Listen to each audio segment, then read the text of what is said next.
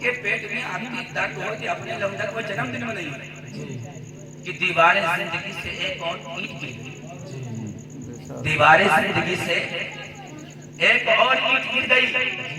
نادان کہہ رہا ہے نادان کہہ رہا ہے نیا سال مبارک ہو بھائی، جیسے زندگی سانس کا مقرر ہے، اگر آپ 60 سال جیے ایگزامپل کے طور پر آپ کی 10 سال کی زندگی ہوگی 10 سال کبھی ہوگی۔ سرور کہوں کہ مالک و مولا کہوں تجھے یا رسول اللہ، سرور کہوں کہ مالک و مولا کہوں تجھے، باغ خلیل کا گل زیبا کہوں تجھے، باغ خلیل کا گل زیبا کہوں تجھے، تیرے تو وصف عیب تناہی سے ہے بری، تیرے تو وصف عیب تناہی سے ہے بری، حیران ہوں میرے شاہ میں کیا کیا کہوں تجھے، حیران ہوں میرے شاہ میں کیا کیا کہوں تجھے، لیکن رضا نے ختم سخن اس پہ کر دیا، لیکن رضا نے ختم سخن اس پہ کر دیا، خالق کا بندہ خلق کا آقا کہوں تجھے، خالق کا بندہ خلق کا آقا کہوں تجھے۔ اعلیٰ سرکار نے اپنے آقا کی شان میں پوری زندگی اشعار اور نہ جانے کیا کیا اپنے آقا علیہ السلام کے عشق میں بولتے رہے، اپنی جو ہے قوم کو سناتے رہے، ایک پیغام دیتے دیتے دنیا سے چلے گئے۔ اسی پیغام پر ہم اور آپ کو عمل کرنا ہے۔ اب میں آپ کی سماعت کا پھر ذائقہ تبدیل کرتا ہوں۔ ہمارے ساتھی محترم خطیب اہل سنت حضرت حافظ و قاری جاوید اختر صاحب اللہ سانڈوی، جن کا تعلق سانڈا سے ہے، امام و خطیب رسول پناہ، امام و خطیب ہیں رسول پناہ کے، بہترین امام ہیں اور اس کے بعد بعمل آدمی ہیں، بہت اچھی تقریر کرتے ہیں، آپ نے شاید پچھلے سال بھی سنا ہے، اور اللہ تعالیٰ انہیں اور اچھی تقریر کرنے کی توفیق عطا فرمائے۔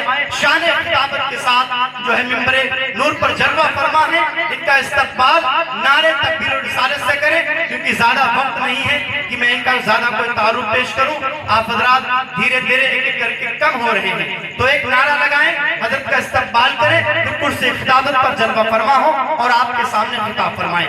نعرہ تکبیر، نعرہ تکبیر، نعرہ رسالت، شہید میلاد النبی، سرکار کی آمد، خواجہ کا ہندوستان، اسلام آباد کا سنی مسلمان، لگی اعلیٰ حضرت، نعرہ تکبیر، نعرہ رسالت، حافظ و قاری جاوید اختر صاحب کی بلا۔ یا اللہ میری ہستی کو قلندر کر دے، جتنے بھی اس بنگلے میں سب کو پنڈال کے اندر کر دے۔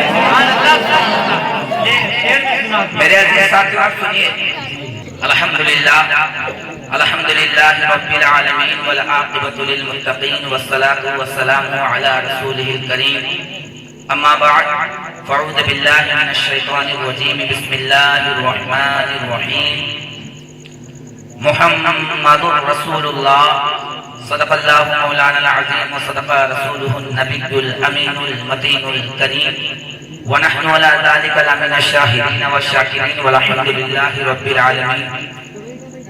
میرے عزیز ساتھیوں، ایک مرتبہ دل لگا کے درود پاک پڑھی، اللہم صلی علی سیدنا شفیعنا مولانا محمد وبارک وسلم علیہ السلام علیک یا رسول اللہ صلی اللہ تعالی علیہ وسلم۔ میرے عزیز ساتھیوں، ابھی آپ نے بہت ہی بہترین لب و لہجے میں نعت پاک سنی، ایک نعت پاک میں بھی آپ کے سامنے پیش کرنا چاہتا ہوں، جہاں پہ آپ کو اچھا لگے دعاؤں سے ضرور نوازنا، ایک مرتبہ کہہ دیجیے سبحان اللہ۔ سہارا چاہیے سرکار زندگی کے لیے، سہارا چاہیے سرکار زندگی کے لیے، سہارا چاہیے سرکار زندگی کے لیے، تڑپ رہا ہوں مدینے کی حاضری کے لیے، تڑپ رہا ہوں مدینے کی حاضری کے لیے۔ اب بہت لیلا کی طرف، اگر لیلا کی طرف رہے تو بیکار، صحیح بات ہے، سہارا چاہیے تو لیلا کے لیے نہیں بلکہ مدینے والے تاجدار، اتنی آواز بندی کے لیے سیٹی نہ مانا۔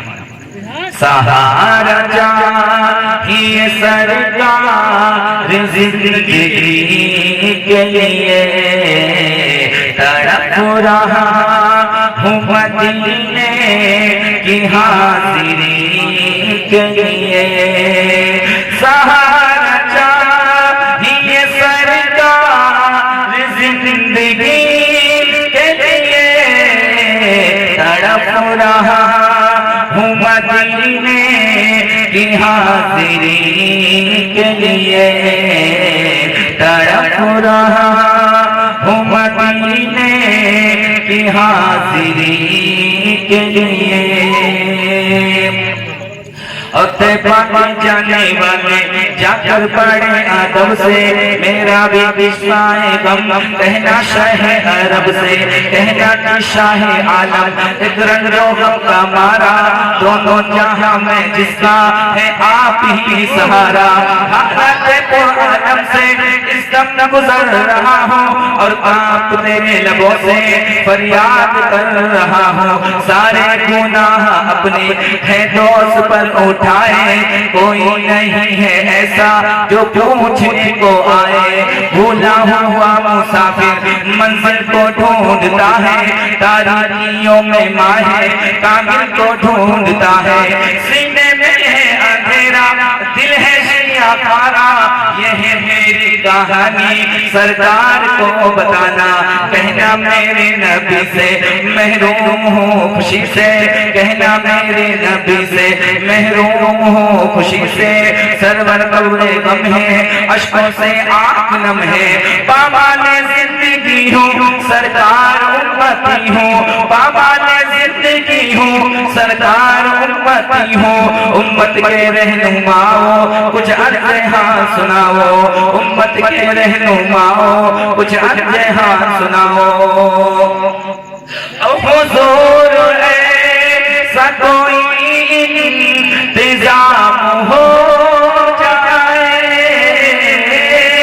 حضور ایسا کوئی انتظام ہو جائے سلام کے لیے حاضر غلام ہو جائے سلام کے لیے حاضر غلام ہو جائے سہارا چاہیے سرکار زندگی کے لیے اچھا لگ رہا نا مطلب کہہ دیجیے سبحان اللہ اور جس کو یہ اشعار یاد ہو ساتھ میں پڑھے گا میرا تڑپ رہا ہے میرا کہا ہے سینہ کی دوا وہی ملے گی مجھے لے چلو مدینہ نہیں بالا سر تو کیا میں غریب ہوں یقینا میرے عشق مجھ کو لے چل تو بھی جان دے مدینہ اب نہ ٹوٹ جائے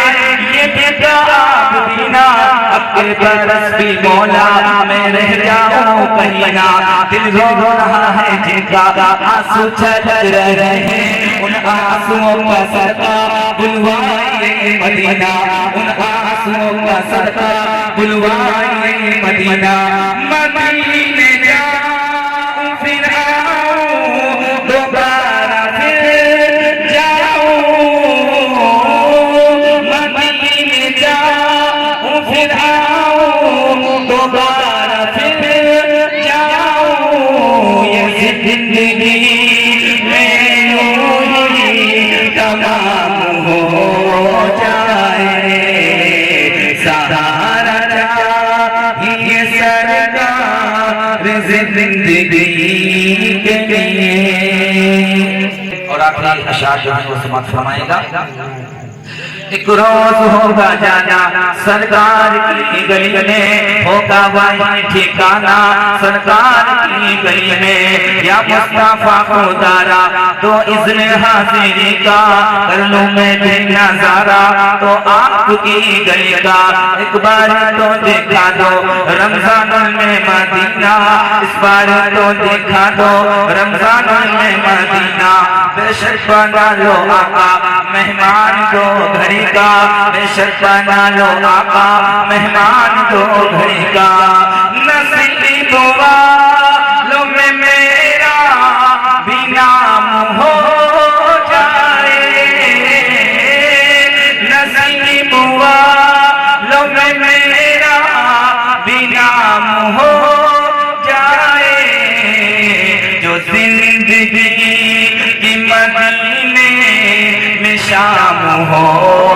جائے سہارا چاہیے سرکار زندگی کے لیے. درود پاک پڑھیے. میرے عزیز ساتھیوں، جو میں نے آپ کے سامنے ایک چھوٹی سی مختصر سی ایک آیت کریمہ پڑھی ہے. آپ جو ہے کیا نام ہے آپ کے؟ عاشق رسول. عاشق رسول. موبائل کو جو ہے نیچے کر لیں. آپ کو یوٹیوب پہ جانا، عاشق رسول ڈالنا، انشاءاللہ پورا پروگرام ریکارڈ کریں آپ کو مل جائے گا. جی جی. ان کے بھی سبسکرائبر بڑھ جائیں گے اور دینی آپ کے گاؤں کا بھی نام کرنا چاہیے اور اللہ تعالیٰ ان کے کاروبار میں بھی برکت عطا فرمائے. جس کو امام حسین سے محبت ہے کہہ لیجیے سبحان اللہ. جب حسین کے نام پہ کہہ دیا ہے تو حسین کے نام پر بھی کہہ دو. بعد توحید کے متوالوں، شمع رسالت کے پروانوں، غوث اعظم کے چاہنے والوں، خواجہ پیا کے اوپر اپنی جان کو نچھاور کر دینے والوں، آؤ اس رسول ہاشمی کی بارگاہ میں اپنی غلامی کا ثبوت پیش کرتے ہیں، جس کی حکومت چاند کی چاندنی پر ہے، جس کی حکومت دریا کی طغیانی پر ہے، جس کی حکومت پھولوں کی مہک پر ہے، جس کی حکومت بھنوروں کی گنگناہٹ پر ہے، جس کی حکومت دریا کی طغیانی پر ہے، جس کی حکومت سمندر کی موجوں اور لہروں پر ہے، جس کی حکومت جو ہے دنیا کے کونے کونے پر ہے. زمین پہ کھڑے ہو کے انگلی کا اشارہ فرماتے ہیں. ڈوبا ہوا سورج اپنی منزل سے پلٹ آتا ہے، انگلی کا اشارہ فرماتے ہیں. چاند تو حصوں میں پڑ جاتا ہے، جس کو خدائے پاک نے کلام پاک میں توحا کہہ کے پکارا، جس کو خدائے پاک نے کلام پاک میں وضحا کہہ کے پکارا، جس کو خدائے پاک نے کلام پاک میں یاسین کہہ کے پکارا، جس کو خدائے پاک نے کلام پاک میں وما ارسلناک الا رحمۃ للعالمین کہہ کے پکارا، جس کو خدائے پاک نے کلام پاک میں جو ہے یا ایھا المزمل یا ایھا المدثر کہہ کے پکارا. آؤ اپنی غلامی کا ثبوت پیش کرتے ہیں. مدینے کے تاجدار، دونوں عالم کے مالک و مختار، سرور کونین، راحت و قلب و سینہ صلی اللہ تعالی علیہ وآلہ وسلم کی بارگاہ میں درود شریف کا ہدیہ و نچھاور پیش کرتے ہیں. اور پڑھیے اللہم صلی علی سیدنا شفیعنا مولانا محمد بارک وسلم. صلاۃ و سلام علیک یا رسول اللہ صلی اللہ تعالی علیہ وسلم. ماشاءاللہ بہت اچھا. میرے عزیز ساتھیوں، مجھ سے قبل یعنی مجھ سے پہلے ابھی آپ نے قاری زاہد صاحب سے نبی کی ولادت کا بیان سنا. اس سے پہلے حضرت جابر صاحب سے جو ہے آپ نے بیان سنا اور بہترین نعتوں سے آپ نے لطف اٹھایا اور اس کو سن کر مجلہ ہوا. میرے عزیز ساتھی، اللہ کے حبیب صلی اللہ تعالی علیہ وسلم جب اس دنیا پر پیدا ہوئے، اس سال اللہ کی رحمت پوری کائنات پر نازل ہوئی اور اس سال اللہ تعالیٰ نے جس کے گھر میں اولاد عطا کی سارے لوگوں کو بیٹے عطا کیے. میرے عزیز ساتھیوں، اب ذرا غور کیجئے گا. اللہ تبارک تعالیٰ نے سب سے پہلے آدم کو بنایا اور آدم کو بنانے کے بعد میں جب ان کے اندر روح کو ڈالا، جب روح کو ڈالا تو آدم نے نبی کے اللہ کے نام کے آگے محمد کا نام لکھا ہوا پایا. اللہ تبارک تعالیٰ اپنے فرشتوں سے کہتا ہے، اے فرشتوں یہ میرا خلیفہ ہے، تم اسے آسمان کی سیر کراؤ، تم اسے جنت کی سیر کراؤ. حضرت آدم کو جو ہے فرشتے جب آسمانوں کی طرف لے جاتے ہیں، جب پہلے آسمان پہ جاتے ہیں تو پہلے آسمان پہ حضرت آدم محمد لکھا ہوا پاتے ہیں. دوسرے آسمان پہ جاتے ہیں، وہاں بھی محمد لکھا ہوا پاتے ہیں. تیسرے آسمان پہ جاتے ہیں، وہاں بھی محمد لکھا ہوا پاتے ہیں. چوتھے آسمان پہ جاتے ہیں، پانچویں آسمان پہ جاتے ہیں، چھٹے آسمان پہ جاتے ہیں، ساتویں آسمان پہ جاتے ہیں. ہر جگہ محمد لکھا ہوا پاتے ہیں. یہاں تک کہ جب جنت میں جاتے ہیں، جنت کے دروازے پہ محمد لکھا ہوا پاتے ہیں. جنت کے محلات کو دیکھتے ہیں،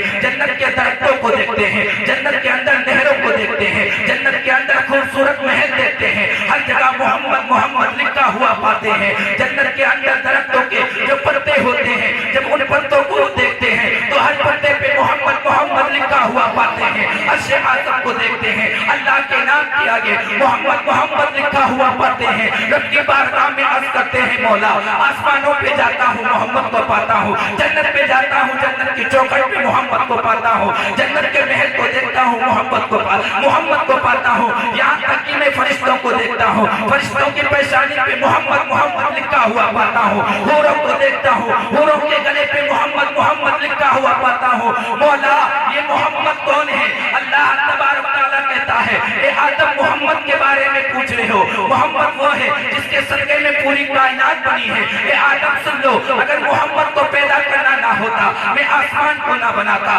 میں زمین کو نہ بناتا, میں چاند سورج کو نہ بناتا, دنیا کی کسی چیز کو میں نہ بناتا. اے آدم سن لو, اگر محمد کو پیدا کرنا نہ ہوتا, اے آدم میں تجھے بھی پیدا نہ کرتا, اور اپنے رب ہونے کا میں کسی پہ ظاہر بھی نہیں کرتا. اللہ تبارک و تعالی آدم سے کہتا ہے, اے آدم اگر محمد کو پیدا کرنا نہ ہوتا تو میں دنیا کی کسی بھی چیز کو پیدا نہیں کرتا. اے آدم تم کو بھی نہیں, اور اپنا رب ہونا میں لوگوں کے ظاہر نہیں. میرے عزیز ساتھیوں, کچھ لوگ کہتے ہیں نبی ہماری طرح. کیا کہتے ہیں؟ نبی ہماری طرح. ہمارے نبی اگر کنویں میں تھوک دیں تو اس کا پانی میٹھا ہو جائے, اگر یہ بڑا تھوک دے تو اس کی سنی بھی پینا کھائے, اور ماں جھاڑو سے لے کے اسے پیٹ دیں تمہیں کھانے نہیں بنتا. میرے عزیز ساتھیوں ذرا غور کیجیے گا, ابھی میں نے تقریر میں بتایا کہ اللہ تبارک و تعالیٰ نے سب سے پہلے جو ہے نبی کے نور کو پیدا کیا ہے.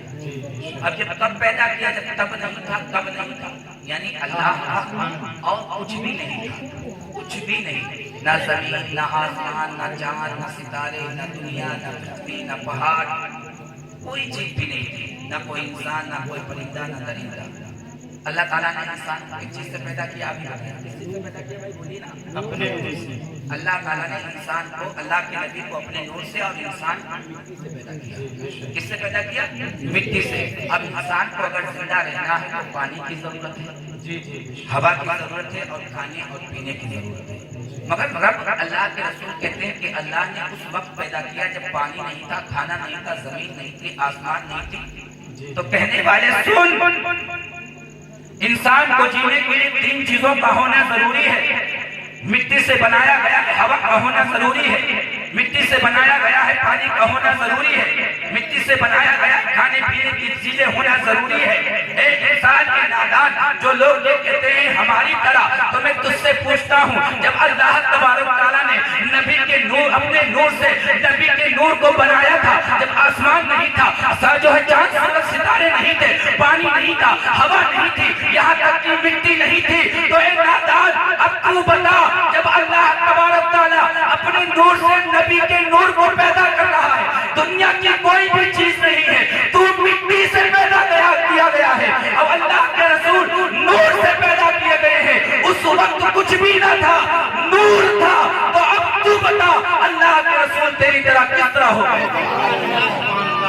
ماشاءاللہ, کیا جملہ پیش کیا, کس طرح ہو گئے بھائی بتا دیں.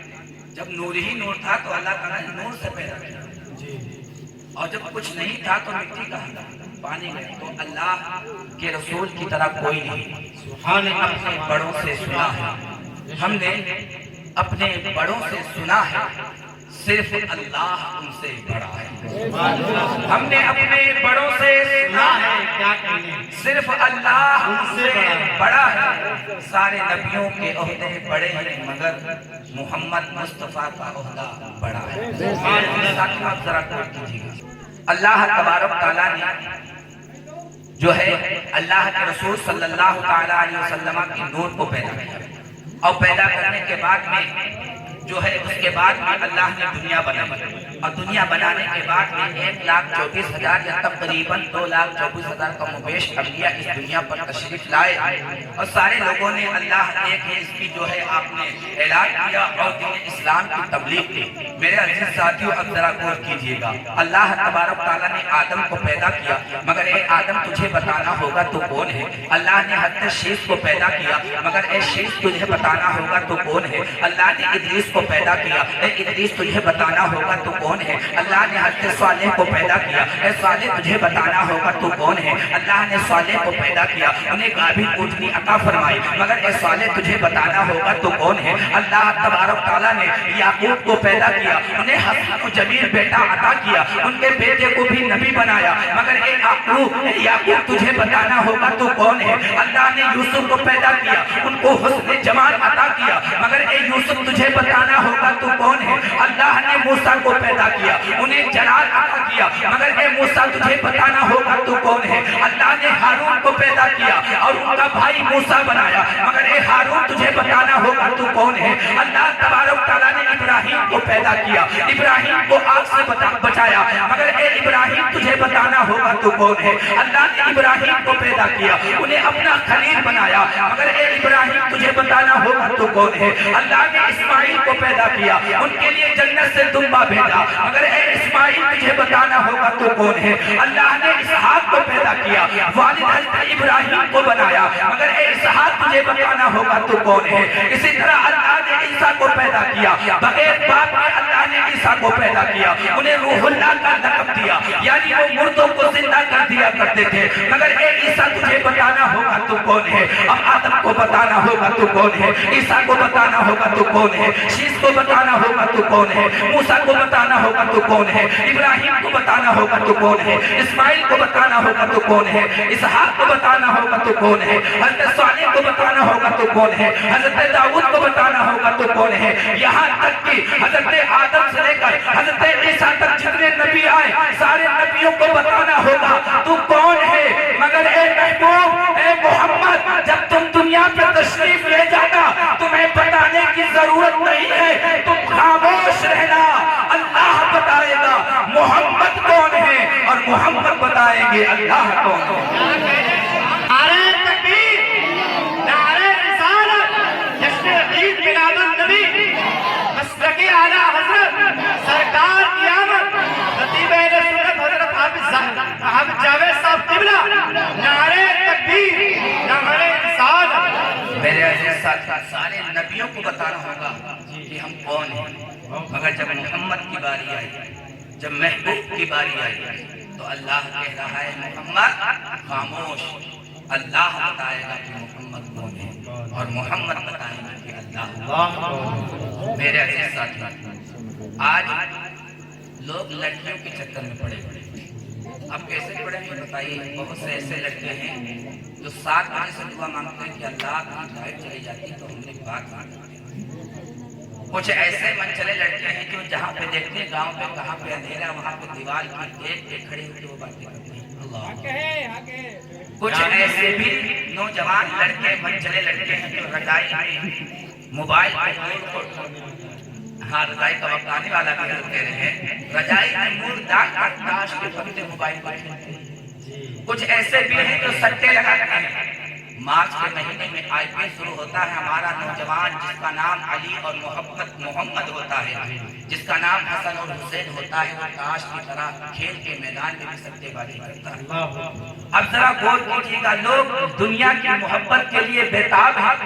تم نے دنیا میں کسی لڑکی سے محبت کی تو اس کے لیے تمہیں رسوائی کا سامنا کرنا ہوگا، اس کے لیے تمہیں بدنامی کا سامنا کرنا ہوگا، اس کے لیے تمہیں خاندان سے مقابلہ کرنا ہوگا، اس کے لیے تم اپنے ماں باپ کی عزت کو مٹی میں ملا دو گے، مگر تمہارے مقدر میں اگر وہ حسینہ لکھی ہوگی تبھی مل سکتی ہے، ورنہ تم لاکھ کوششیں کر لو وہ خاتون تمہاری زندگی میں نہیں آ سکتی ہے۔ تو رسوائی دینے سے کیا فائدہ ہے، بدنامی اٹھانے سے کیا فائدہ ہے؟ تم دنیا کی محبت میں ایسے بدنام ہوئے کہ تم نے خاندان کو مٹی میں ملا دیا۔ اگر تم کو محبت کرنا ہے تو اللہ کے محبوب سے محبت کرو، دنیا کی محبت تمہیں جہنم میں لے جائے گی اور محبوب کی محبت تمہیں جنت میں لے جائے گی۔ محبوب سے جو آپ محبت کرو گے اللہ کے رسول سے تو تمہیں جنت عطا کرے گا، مگر لوگوں سے فرصت نہیں۔ اللہ جانے وہ فون پہ بات کرتے ہیں 2-2 3-3 گھنٹے، اللہ نہ جانے باتیں کہاں سے اتنی آ جاتی ہیں، نہ جانے اللہ نہ جانے وہ باتیں اتنی کہاں سے ہو جاتی ہیں۔ آپ ذرا غور کیجیے گا، چھوٹی سی بات آپ کو بتانا چاہتا ہے۔ ایک شخص کا بہت بڑا آدمی تھا، اس نے اللہ تبارک تعالیٰ کی رضا کے لیے پہاڑی میں چن رکھا تھا کہ اس پہ اللہ کی عبادت کروں گا، اور اس نے عبادت کی، روزے بھی رکھے، نمازیں بھی پڑھی، اور جب اس کا انتقال ہوا تو اللہ تبارک تعالیٰ کہتا ہے فرشتوں اسے پکڑو اور گھسیٹ کے جہنم میں ڈال دو، اسے پکڑو اور گھسیٹ کر جہنم میں ڈال دو۔ ابو کہنے لگا یا اللہ، جہنم کس کا نام ہے؟ چھوٹی سی بات اب جہنم کو 1000 سال تک جلایا گیا، پھر جلایا گیا 1000 سال تک تو سفید ہوئی، اور پھر جلایا گیا تو آپ کو بھی ایسا کیسے ہو سکتا ہے؟ آئیے میں ایگزامپل اور مثال کے طور پر سمجھانے کی کوشش کرتا ہوں۔ آپ دنیا کی آپ جب آپ لکڑی میں آپ انتشار نہ پیدا کریں، چہرے پہ نور آپ کے چمک رہا ہے، بتاؤ باتیں کر کے توجہ، چہرہ اچھا نہیں لگ رہا ہے تو سلام یاد ہے، سنایا جائے تو سنیے۔ تو وہ کہنے لگا جو ہے دنیا کی آپ یہاں پہ کھڑا، اب آپ دنیا میں آپ لکڑی کو جلائیں، جیسے آپ کے یہاں حلوائی ہے ماشاءاللہ کافی، آپ ان کی بتی کے پاس جائیں، جب انہوں نے آگ جلائی تو وہ آگ اس طرح لال ہوتی ہے، تو پہلے 1000 سال تک جب آگ جلائے گی تو کیسے تھی، پھر جب وہ حلوائی اپنی مٹھائی وغیرہ بنا لیتا ہے، لکڑی کو جلانا چھوڑ دیتا ہے تو اس کے اوپر آگ اس طرح سے جم جاتی ہے، کوئی 1000 سال تک جلائے گی اور پھر اس کے بعد جب راگ اس کے اندر کوئلہ کیسا ہے، اب سمجھ میں آ گیا، کوئلہ ہوا کالا نا۔ تو اب ذرا غور کیجیے گا، جہنم کی وادیوں سے اگر بچنا ہے، وہاں پہ جو ہے اتنا سخت عذاب دانیوں کو دیا جائے گا کہ ان کی شرمگاہوں سے پیپ نکلتا ہوگا، ان کے اوپر بچھو اور سانپ مسلط کیے جائیں گے، جو جہنمیوں کو کڑی پہنائی جائے گی، اس کڑی کا ایک حصہ کسی دنیا کے پہاڑ پہ رکھ دو تو چھوٹی سی جنجیر کا کڑی کا حصہ اس پہاڑ کو جلا کے راکھ کر دے گی۔ اب تم فیصلہ یہ کرو کہ تمہارا جسم زیادہ مضبوط ہے کہ پہاڑ مضبوط ہے۔ اللہ اکبر کبیرہ گناہوں سے بچ جانا۔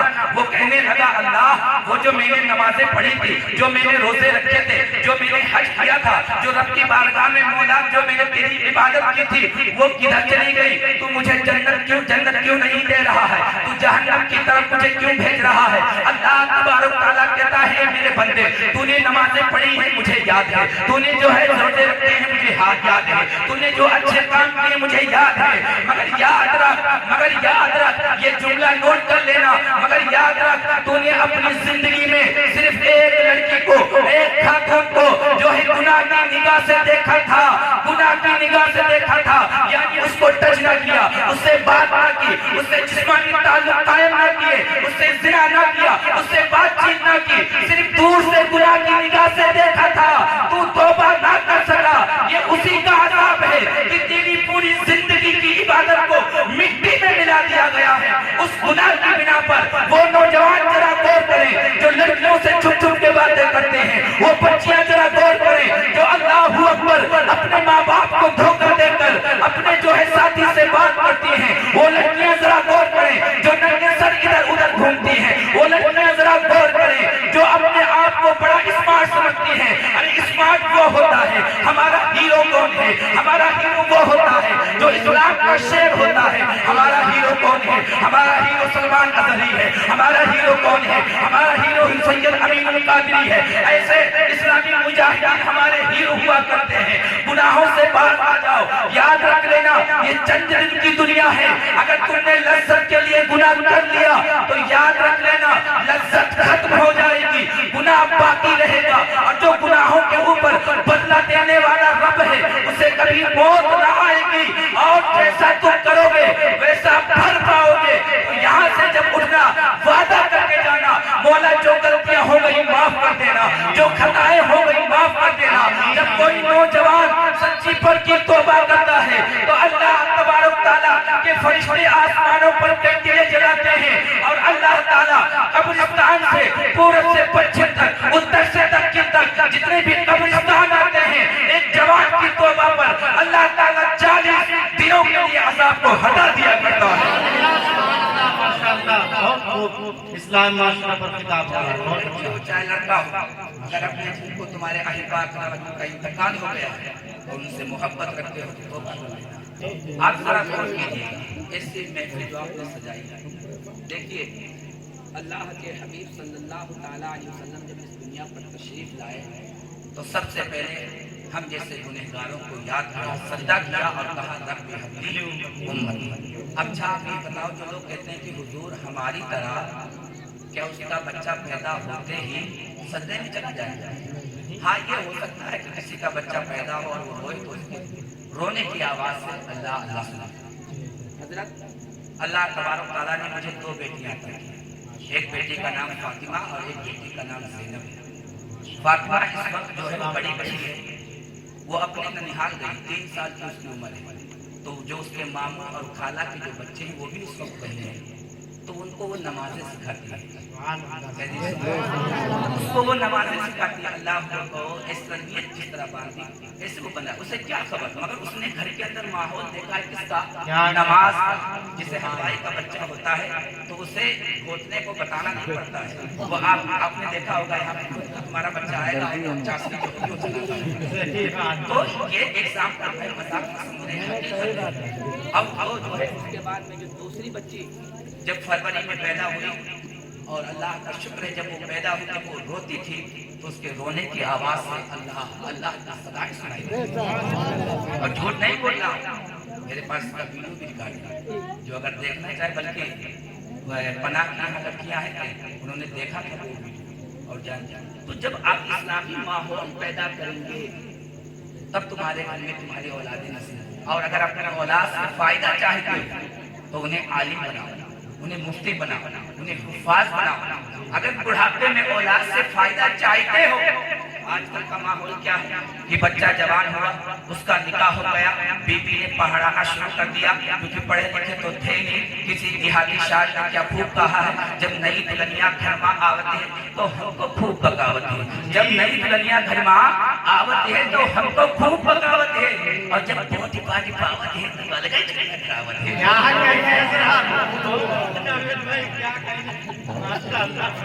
جب پوٹی پاٹی پاوت ہے، جب نئی دلہنیاں گھر میں آوتی ہے تو ہم کو خوب بغاوت ہے، جب نئی دلہنیاں گھر میں آوتی ہے تو ہم کو خوب بغاوت ہے، اور جب پوٹی پاٹی پاوت ہے تب الگ ہی چڑیا دراوت ہے۔ وہ ماں باپ جس نے تجھے 40 سال 20 سال 10 سال کھلایا پلایا، تو نے ایک عورت کے لیے اپنے ماں باپ کو چھوڑ دیا۔ اور اس میں ایک اور شعر ہے کہ ہم پڑھیں نہیں تو پچھتائیت ہے، در در کی ٹھوکر کھائیت ہے، اور جب شادی کا موقع، شادی کا نوجوان سب خوش ہوتے ہیں، جب شادی کا موقع آتی ہے تب مولوی کلمہ پڑھاتا ہے، ہاں وہی وہ تو ایک ان کو پڑھانا پڑتا ہے، مالا ایسے کلمے ہم لوگ امام آدمی کا پڑھاتے ہیں۔ ہمیں معلوم ہے کہ عوام کلمہ پڑھنا تو جاتی ہے، وہ کیا ہے، آج کل کی لڑکیاں خود پہ بڑا ناز کرتی ہیں، آج کل کی لڑکیاں خود پہ بڑا ناز کرتی ہیں، پہلا کلمہ معلوم نہیں پھر بھی انگلش میں بات کرتی ہیں،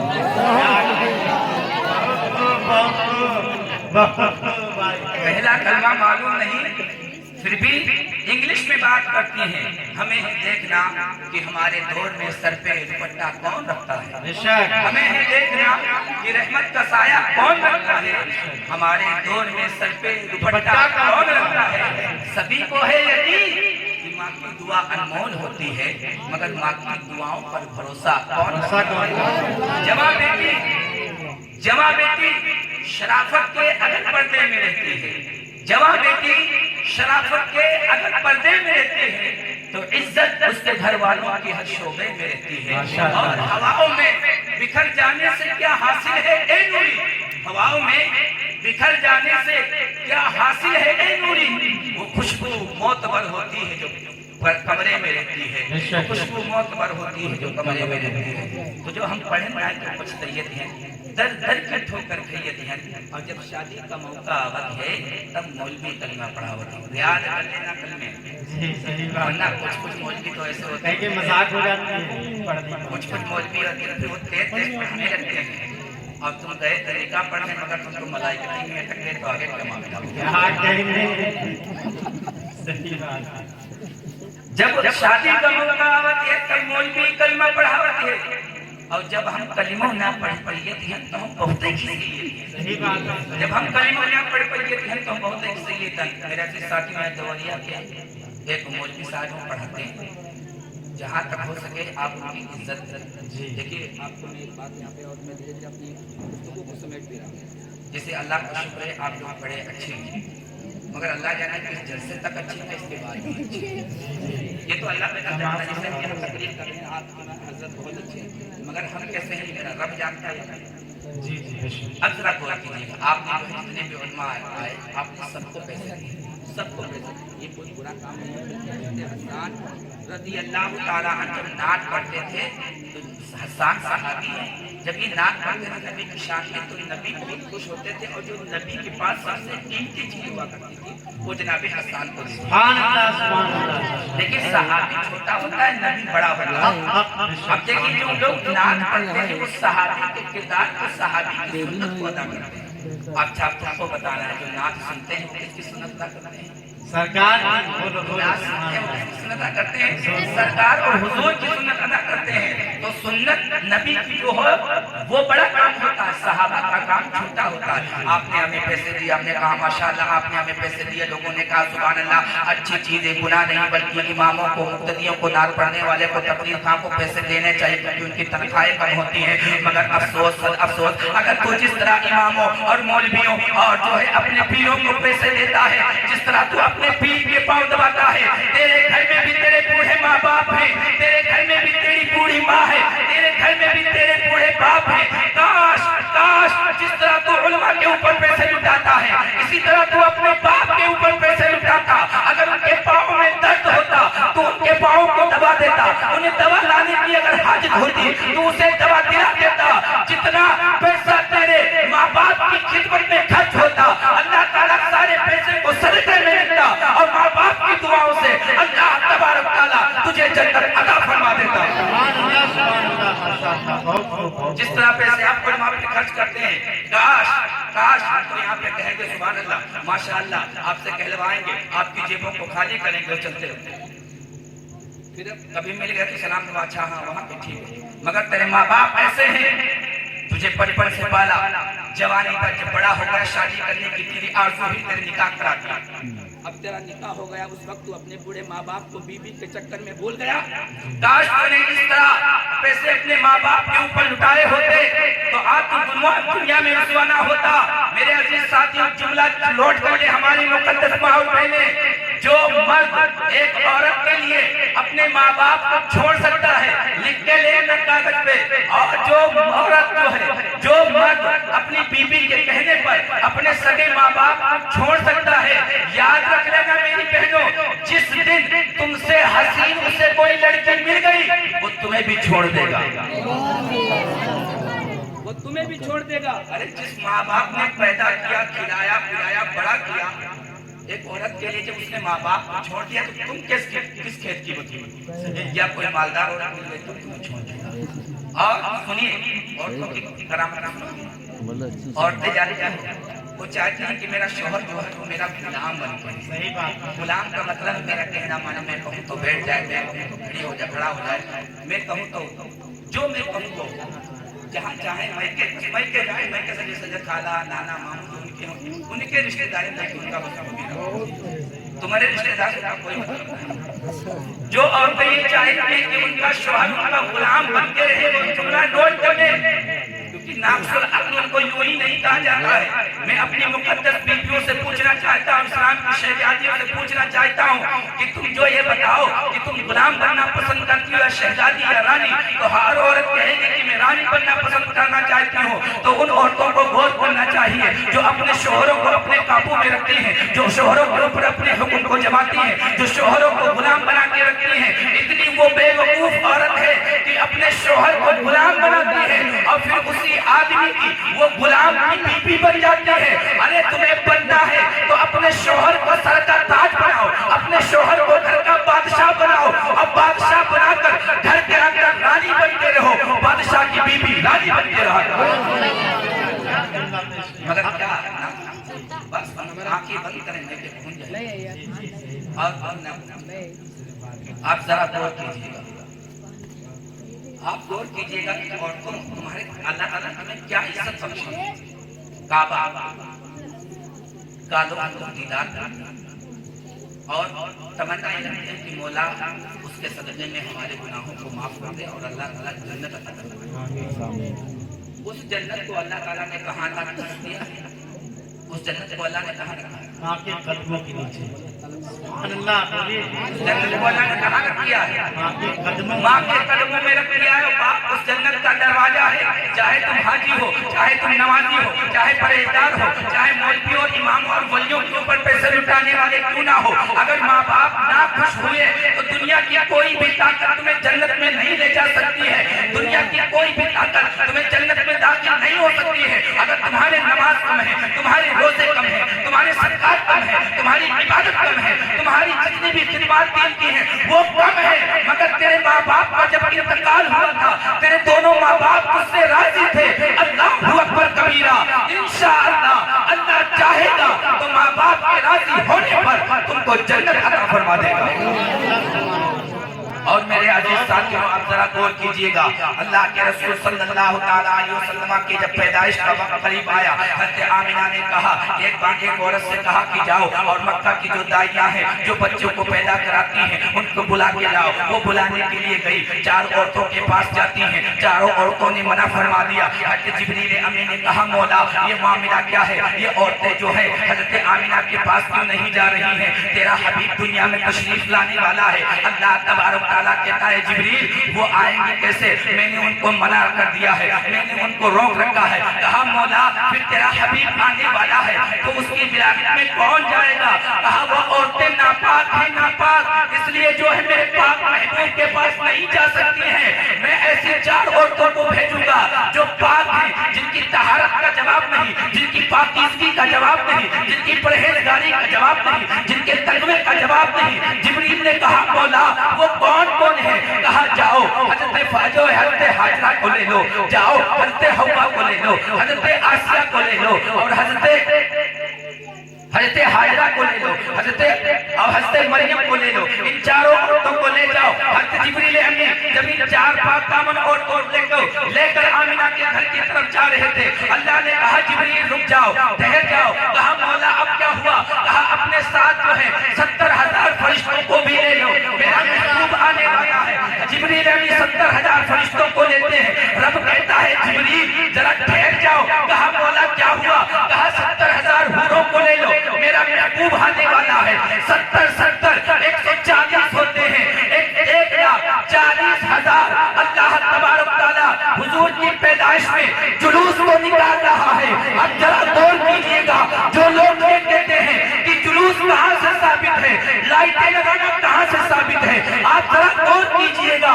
اللہ تبارک تعالیٰ اس وقت فرشتوں کو اس لیے چن رہا ہے کہ دنیا کے اوپر حضرت آمنہ اور حضرت عبد المطلب کو چھوڑ کر کوئی مسلمان نہ تھا۔ جلوس کے حاضر ہونے کے لیے مومن کا ہونا ضروری ہے۔